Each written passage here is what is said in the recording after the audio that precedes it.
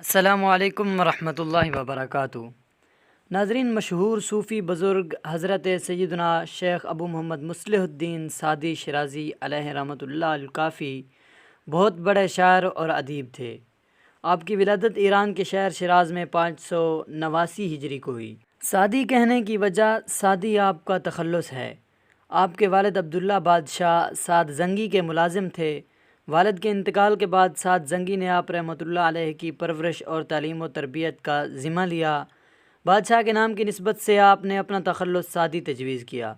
شیخ Saadi علیہ رحمۃ اللہ القوی نے وطن میں جاری جنگ کی وجہ سے وطن چھوڑ کر بغداد کا رخ کیا اور وہاں مدرسہ نظامیہ میں داخلہ لے کر تحصیل علم میں مصروف ہو گئے۔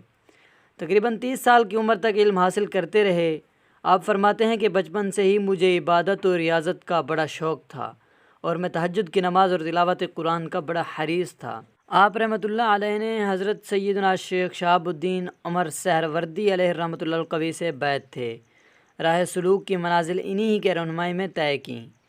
سیر و سیاحت میں آپ رحمۃ اللہ علیہ کی سیاحت تقریباً 30 برس جاری رہی، حتیٰ کہ ابن بطوطہ کے بعد آپ کو سب سے بڑا مشرقی سیاح کہا گیا۔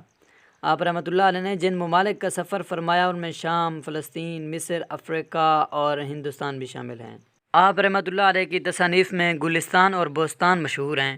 فارسی زبان میں کوئی کتاب ان سے زیادہ مقبول خاص و عام نہ ہوئی۔